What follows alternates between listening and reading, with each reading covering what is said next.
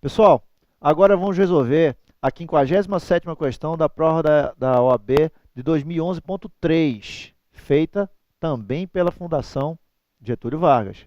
O cabeçalho dessa 57ª questão diz o seguinte, vamos a ele. Com relação ao Sistema Nacional de Unidade de Conservação, assinale a alternativa correta. Vejo que as unidades de conservação e os espaços territoriais especialmente protegidos em geral é uma matéria muito recorrente nas provas de ambiental da OAB. Letra A. As unidades de conservação do Grupo de Proteção Integral são incompatíveis com as atividades humanas.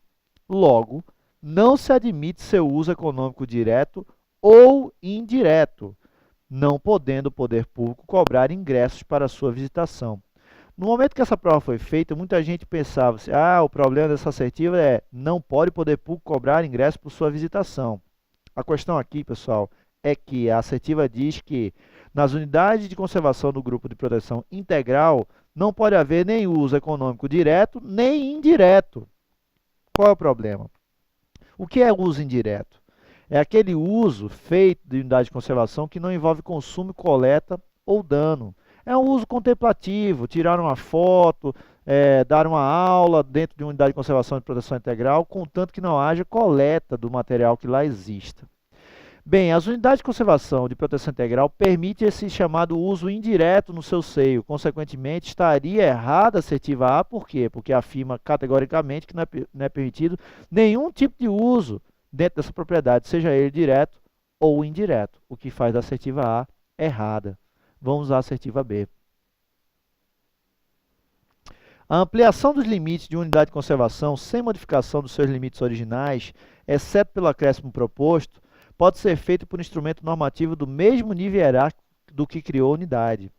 O poder público está dispensado de promover consulta pública e estudos técnicos novos, bastando a reanálise dos documentos que fundamentaram a criação da unidade de conservação. Eu botei ali para vocês, fazendo referência ao artigo 22, parágrafo 2º e 6º da Lei 9985/2000, que sempre é necessária uma consulta pública para ampliação de unidade de conservação. O que é que diz o parágrafo 2º do artigo 22 da Lei 9985/2000? A criação de unidade de conservação deve ser precedida de estudos técnicos e de consulta pública que permitam identificar a localização, a dimensão e os limites mais adequados para a unidade, conforme se dispuser em regulamento. Ou seja, para criar uma nova, sempre haverá de ter estudos técnicos e consulta pública. Mas o caso da letra B é uma ampliação, ou seja, já existe, eu quero ampliar. Será que eu posso dispensar, como diz a letra B, essa consulta pública e estudos técnicos? Diz o parágrafo 6º. A ampliação dos limites de unidade de conservação sem modificação dos seus limites originais, exceto pelo acréscimo proposto, como é o caso aqui da letra B, pode ser feita por instrumento normativo do mesmo nível hierárquico que criou a unidade, ou seja, um ato do poder público, como diz a letra B, desde que obedecidos os procedimentos de consulta estabelecidos no parágrafo 2º desse artigo, ou seja, a parte final da letra B, que diz que o poder público está dispensado de promover a consulta pública, ela faz a assertiva B errada. Vamos à letra assertiva C. O Parque Nacional é a unidade de conservação do Grupo de Proteção Integral, de posse e domínio públicos, destinado à preservação ambiental e ao lazer e à educação ambiental da população. Logo, não se admite seu uso direto ou indireto, não podendo o poder público cobrar ingresso para sua visitação. Pessoal, volto a repetir, o uso indireto é permitido em unidade de conservação do Grupo de Proteção Integral, tal como é o Parque Nacional. Haja vista que o artigo 7º, parágrafo 1º, assim dispõe. Entretanto, o artigo 11 da Lei 9985/2000, acrescendo, nada prevê sobre cobrança ou não de ingresso para a visitação desses parques nacionais, o que faz com que o poder público possa fazer essa cobrança, haja vista que, de alguma forma, tutelaria esse uso indireto dessa unidade de conservação. Portanto, o problema ali está no uso, na impossibilidade, segundo a letra C, do uso indireto dos bens ambientais do Parque Nacional, que seria errôneo. E vamos à letra D, que é a alternativa correta.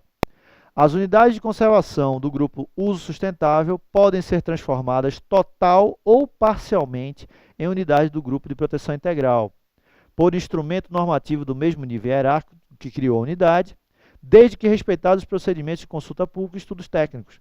Essa é a disposição exatamente do parágrafo 5º do artigo 22, que diz: as unidades de conservação do grupo uso sustentável podem ser transformadas total ou parcialmente em unidades do grupo de proteção integral, por instrumento normativo do mesmo nível hierárquico que criou a unidade, desde que obedecidos os procedimentos de consulta previstos no parágrafo 2º desse artigo. Por isso, e isso por quê, pessoal? As unidades de conservação do tipo uso sustentável, elas gozam de uma proteção mais branda, já vista que é possível o uso direto dos recursos naturais que lá existem. Quando elas são transformadas em unidades de conservação do tipo de proteção integral, elas têm o seu uso restrito, já vista que só é possível a utilização indireta. Por isso que é possível essa modificação na tutela dessa unidade de conservação para tornar uma proteção mais restritiva por meio de um instrumento normativo similar ao que criou a unidade, ou seja, um ato do poder público. Desdizendo, ou seja, em sentido contrário, de certa forma, afinal, teleologicamente não haveria choque com a Constituição da República, no artigo 225, parágrafo 3º da Constituição, que diz que qualquer alteração ou supressão em espaços territoriais especialmente protegidos só poderia ser feito por meio de lei. Bem, nesse caso especificamente, a Lei 9985/2000 permite, e isso vem teleologicamente encaixar essa Constituição, porque haveria o quê? Um reforço na proteção do meio ambiente, não haveria por que haver restrições a esse reforço. Espero que vocês tenham compreendido as observações e que tenham também acertado essa questão.